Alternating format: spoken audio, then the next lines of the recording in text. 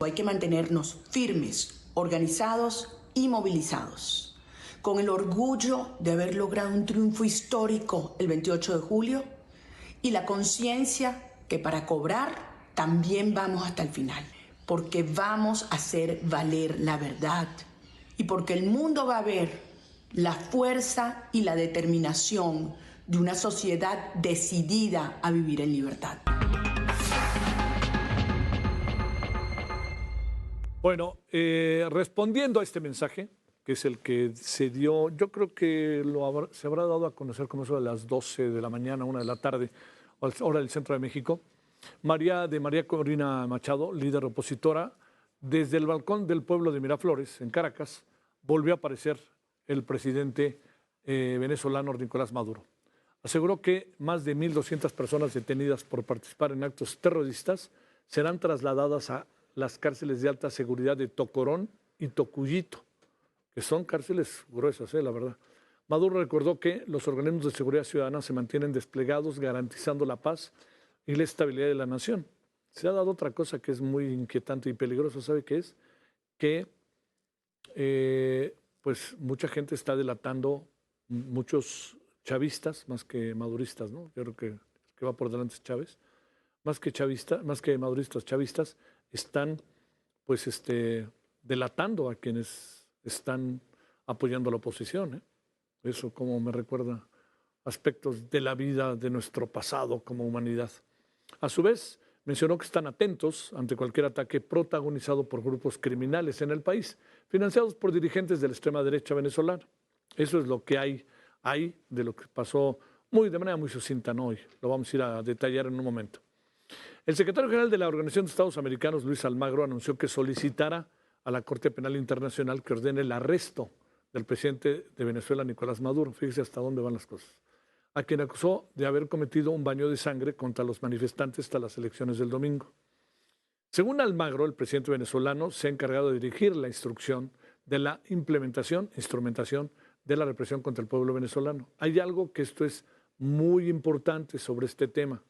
Suele haber luego cifras distintas de las que cuentan los gobiernos y eso en un conflicto de esta naturaleza tiene lógica. O sea, dicho de otra manera, se habla de 11, 12, 17 personas muertas, pero hay gente que habla de muchas personas más muertas, ¿no? Como parte de la represión del gobierno.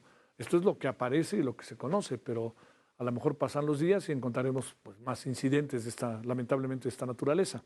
Bueno, de igual manera, los gobiernos de México, Brasil y Colombia, que esto es muy importante para la región, si me permite, por lo que uno ha podido ver en relación a conflictos de esta naturaleza, es muy importante porque son 3 gobiernos de alguna u otra manera con características similares y se pusieron de acuerdo y no estaban de acuerdo originalmente, sobre todo Brasil andaba en otra idea. Bueno, exigieron a Venezuela avanzar de forma expedita en la divulgación de las actas electorales y permitir una verificación imparcial de los resultados. Sin embargo, el Consejo Permanente de la Organización de Estados Americanos, hay algo que pasó, fracasó en aprobar una resolución para exigir transparencia al gobierno de Venezuela sobre las cuestionadas elecciones, al no alcanzar la mayoría absoluta de sus Estados miembros. Brasil y Colombia fueron, pero se abstuvieron de votar.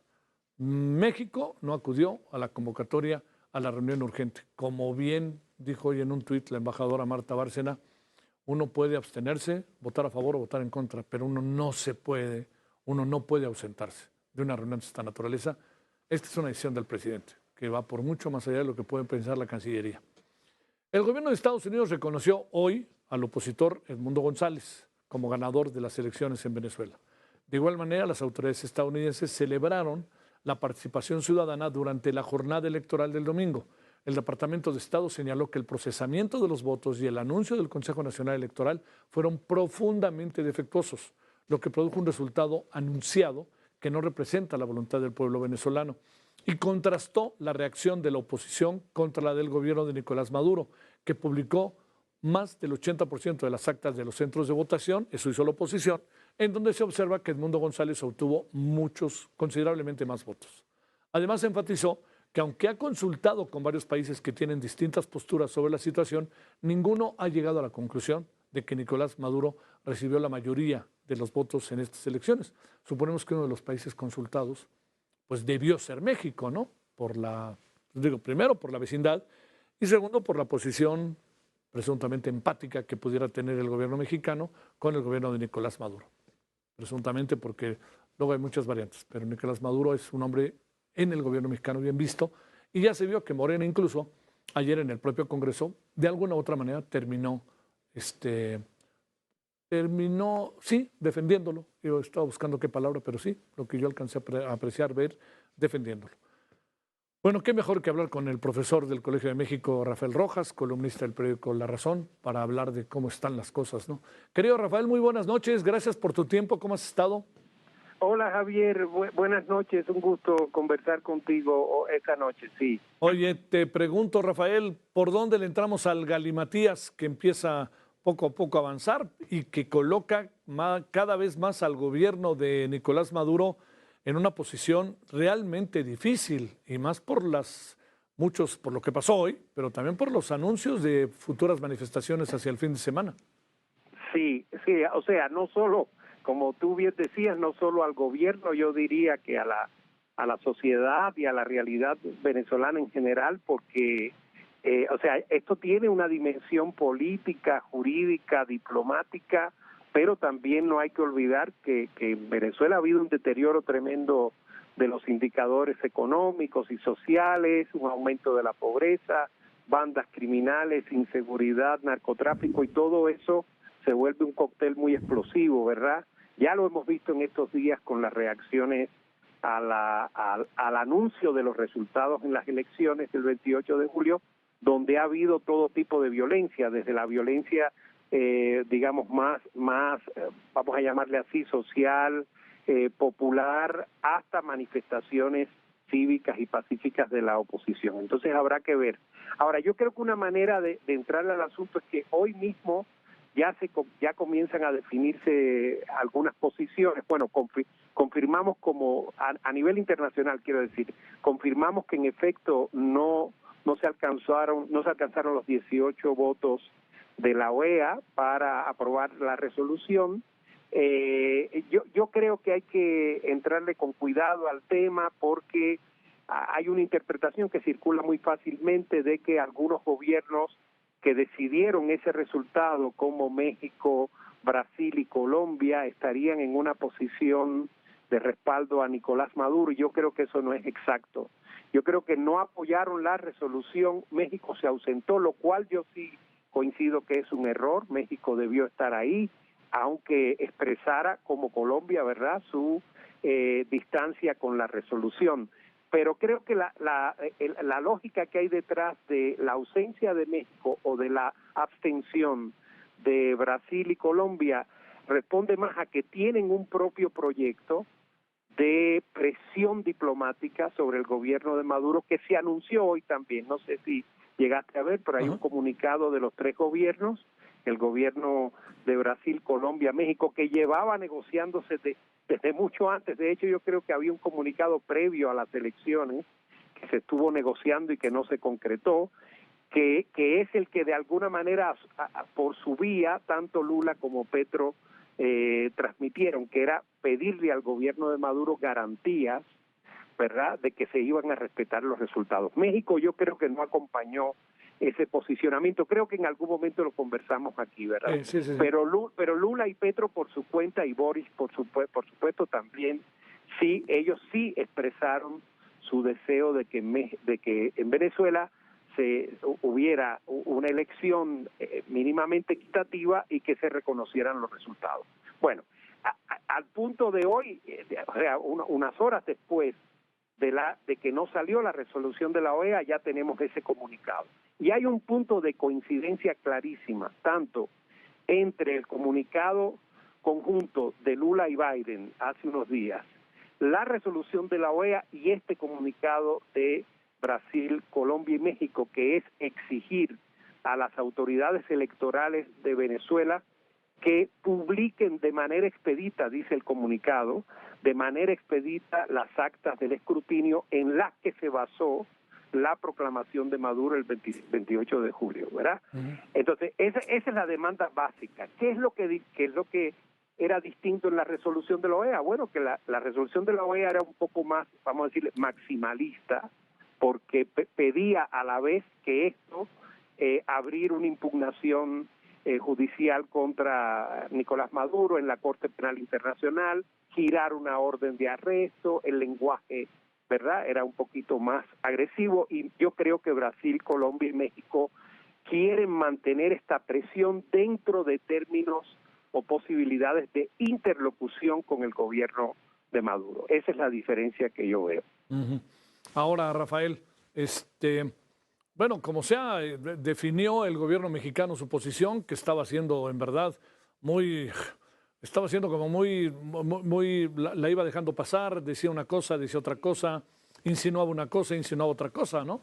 Sí, sí, yo creo que se puede decir que la posición, bueno, más bien la posición del gobierno siempre fue no reconocer a Maduro hasta que hubiera evidencias, ¿no? Claro. Hasta que hubiera datos que respaldaran. Ahora, el presidente en las mañaneras todos los días lo que hacía era enrevesar un poco el asunto y transmitía mensajes muy ambiguos, porque parecía dar a entender que él estaba convencido de que Maduro ganó, pero que tenía que completarse el cómputo. Luego decía que no había pruebas del fraude, etcétera, ¿no? Yo creo que tuvo algunas expresiones equivocadas sobre la oposición, ¿no? Ahora, también hay que decir, o sea, yo creo que se puede calificar la del presidente con una posición ambigua, aunque la posición al final oficial del Estado mexicano fue no reconocer a Maduro, ¿no? Ahora, el tema también aquí está en que yo creo que, y esto es algo muy interesante, que yo creo que tú conoces bien, el presidente tampoco incorporó o suscribió el discurso oficial del madurismo, sí, de que lo que estaba pasando era un golpe de Estado, ¿verdad? Que la oposición en realidad no estaba interesada en unas elecciones democráticas, sino que estaba utilizando las elecciones como pretexto para derrocarlo, provocar un golpe de Estado, una guerra civil, un baño de sangre, etcétera. El presidente no suscribió eso, aunque como sabemos hay sectores de Morena que sí suscriben esa narrativa, ¿no? Entonces ahí yo creo que hay algo también como para analizar, ¿no? Para analizar. Oye, ¿qué giro le puede dar la declaración de Anthony Blinken, el secretario de Estado de Estados Unidos, sobre el no reconocimiento al triunfo de Maduro y sobre todo el declarar ganador a Edmundo González? Sí, ese es el paso ya que han dado algunos gobiernos latinoamericanos como el peruano, ¿verdad?, y el argentino, pero ahora lo acaba de dar Estados Unidos. Es decir, Estados Unidos ya reconoce a Edmundo González como ganador en las elecciones, en efecto, es decir, como presidente electo. Maduro queda como presidente de Venezuela, como lo habíamos hablado ahora, hasta principios del año próximo, pero Estados Unidos reconoce a González como presidente electo. ¿En qué se basa? Yo creo en todas estas irregularidades, porque ¿verdad?, al cabo de 4 o 5 días el CNE todavía no ha publicado las actas de escrutinio. Hay cada vez más dudas realmente de que las vaya a publicar, sobre todo porque en las últimas horas la respuesta, vamos a decir, institucional de Maduro, dejemos a un lado todas las amenazas y descalificaciones que dice todos los días contra los opositores y las amenazas de encarcelamiento, ¿verdad?, contra Edmundo González, contra María Corina Machado. La respuesta institucional ha sido proponer al Tribunal Supremo de Justicia de Venezuela que dirime el conflicto electoral. Él presentó un recurso al Tribunal Supremo de Justicia. Entonces yo creo que esa es la salida que está usando el gobierno venezolano para responderle a la comunidad internacional, y yo creo que específicamente a Lula, porque Lula unos días antes de firmar el comunicado con Biden dijo que bueno, se presentan las actas, se coteja la información, se decide quién ganó en un cómputo electoral, y si hay una disputa se audita y luego se va al Tribunal Supremo. Todo son una serie de pasos, ¿no? Sí. Pero Maduro se está adelantando ahora a presentar el caso en el tribunal sin presentar las actas, ¿no? Y entonces yo creo que eso ya convenció al Departamento de Estado de que no hay información confiable, y yo creo que al final están validando la propia información que se desprende de las actas que publicó la oposición. Que son el Eso, 80%, ¿no? Más sí, o menos. yo creo que ya están en el 82%, Ajá. por lo que estuve viendo hoy en la mañana. Y sí, le da un triunfo a Edmundo González de entre 66 y 67%. Sobre 30-31 de Maduro, ¿no? Entonces eso yo creo que sí es tendencia irreversible. Recordemos que hasta el 80% fue supuestamente que el cómputo del gobierno en el CNE para dar como ganador a Maduro. Entonces ahora sí viene, Javier, un dilema internacional, porque Estados Unidos está en una posición, México, Brasil y Colombia están en otra, ¿no? ¿Y qué pasará, digamos, qué tiene que pasar, digamos, para que México, Brasil y Colombia se muevan de posición? Bueno, yo diría que en primer lugar una publicación, como dicen en la carta de estos tres gobiernos, expedita, rápida. Lula y Biden decían inmediata liberación de la información, pero eso fue ya ayer, ¿no? Y no se produjo. Hoy tampoco se produjo la liberación. El CNE está desactivado, su página electrónica no se puede ver. Hubo por ahí desde el principio, seguro tú lo viste, un reclamo de hackeo electrónico al CNE. No ha habido ninguna claridad sobre qué tipo de hackeo fue. Ya sabes, es una opacidad, un hermetismo, una falta de transparencia impresionante. Entonces, yo la verdad es que no espero ya que haya publicación de las actas. Creo que Maduro tratará de presionar por la vía esta del Tribunal Supremo.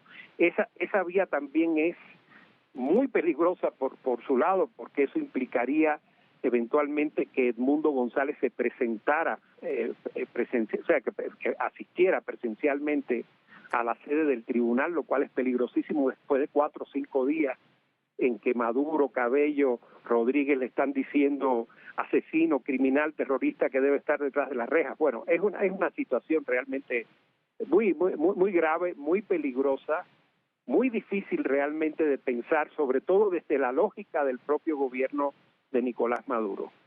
Híjole. Para cerrar, déjame plantearte, Rafael, ¿intuyes qué pueda suceder? Porque además el tribunal es muy afín a Nicolás Maduro, ¿no? Entonces no creo que eso pueda presentarse algo que fuera sorpresivo o algo contrario al propio Maduro. Pero aquí la pregunta es, ¿está escondida materialmente María Corina? Dice que va a salir el sábado. Igual que Edmundo González. Muchos otros están igual, casi auténticamente confinados, metidos donde pueden, para que no los vean.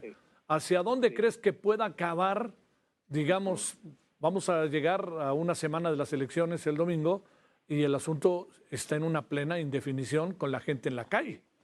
Exacto, sí. Yo veo dos posibles desenlaces a esto. Uno es, el peor de todos, es que realmente el conflicto interno, la violencia, el choque, ¿verdad?, entre una corriente y la otra, y la explosión, el estallido social, se desborden, haya más represión, y se convierta realmente esto en un escenario muy cercano a la guerra civil de la que hablaba Maduro, y eso puede generar un reforzamiento del régimen por la vía más despótica, ¿verdad?, y más tiránica que te puedas imaginar, ¿no?